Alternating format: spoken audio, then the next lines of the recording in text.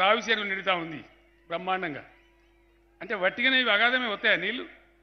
ఈ విధంగా రైతులకు సాగునీరు కానీ ప్రజలందరికీ మంచినీళ్ళు.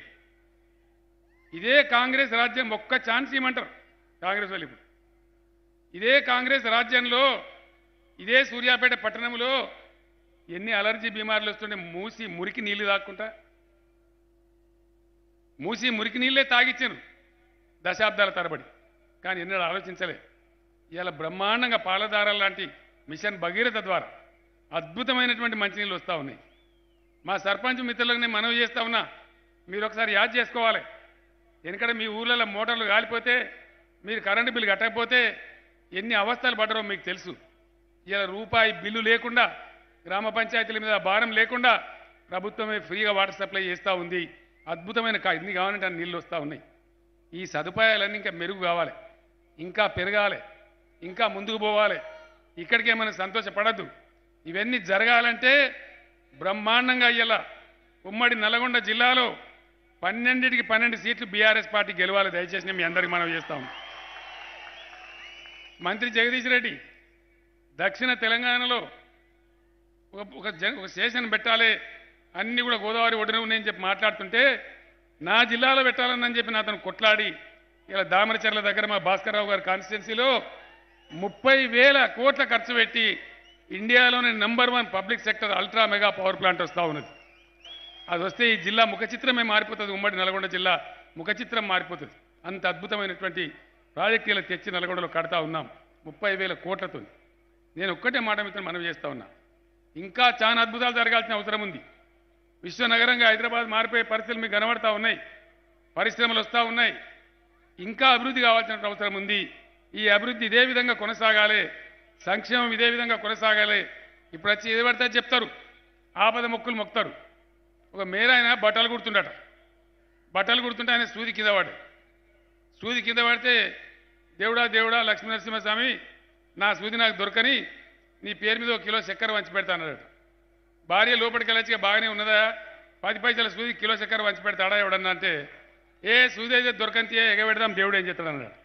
గట్టనే ఇప్పుడు వచ్చి మీకు 6 సందమామలు పెడతాం, 7 సూర్యులు పెడతాం, మీకు అది చూపిస్తామని అరిచేతుల వైకుంఠం చూపిస్తే మోసపోతే గోసపడతాం. దయచేసి నేను మిమ్మల్ని అందరినీ కోరేది ఒకటే, మీ గ్రామాలలో విచక్షణతోని చర్చ చేసి బ్రహ్మాండంగా మీరు ఇలా నిర్ణయం తీసుకోవాల్సిన అవసరం ఉంది.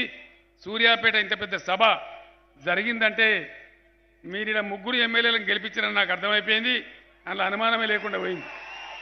అక్కడ డౌట్ కూడా లేదు. 4 ఎమ్మెల్యేలా 4 ఎమ్మెల్యేలు గెలిచిపోయినట్టు మాట్లాడుతున్నారు మన వాళ్ళు. ఆ విధంగా మీరు రుజువు చేసినారు. మీ అందరికీ నేను మనవి చేసేది ఒకటే, మరొక్కసారి అద్భుతంగా బీఆర్ఎస్ పార్టీ గెలవబోతా ఉంది. దాంట్లో ఎటువంటి డౌట్ లేదు. ఎవడెన్ని కథలు చెప్పినా ఏం మాట్లాడినా పోయినసారి కంటే ఇంకో 5-6 ఎక్కువ సీట్లతోని బీఆర్ఎస్ఏ గెలవబోతా ఉంది. అందులో ఏమాత్రం అనుమానం లేదు. మరింత ముందుకు పోదాం. కరోనా వచ్చింది, డబ్బులకు ఇబ్బంది అయింది. ఆ మోడీ నోట్ల రద్దు చేస్తే రాష్ట్రానికి వచ్చేటువంటి ఆదాయం పడిపోయింది, ఆలస్యమైంది కొద్దిగా. కానీ రైతు రుణమాఫీ 2 సార్లు చెప్పినాం, పోయినసారి చెప్పినాం, ఈసారి చెప్పినాం. 2 పర్యాయాలు కలిపి 37,000 కోట్ల రూపాయలు ఈ భారతదేశంలోనే ఎవరు చేయలే.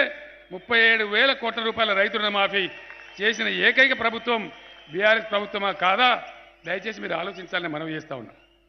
నేను ఎందుకు చెప్తున్నా అంటే ఈ మాటలన్నీ, రైతు బంధు పెట్టినాం, ఎరువులు మంచిగా దొరుకుతున్నాయి, విత్తనాలు మంచిగా దొరుకుతున్నాయి. కల్తీ విత్తనాలను బట్టి జైల్లో వారేసినాం, కల్తీ అంతా చంపేస్తాం నా కొడకాని. ఇవంతా ఎందుకు చేసినాం?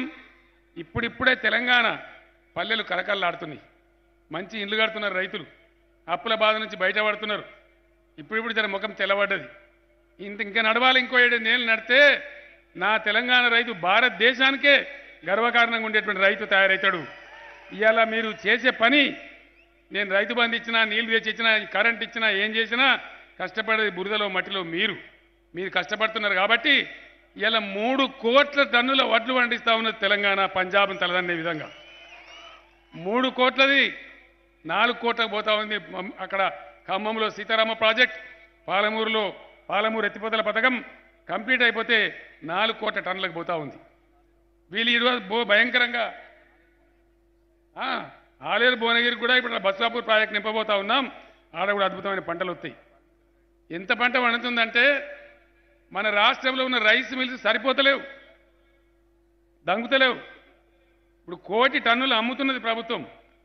1 కోటి టన్నులు ఓపెన్గా అర్రాసి పెట్టి అమ్ముతా ఉన్నాం.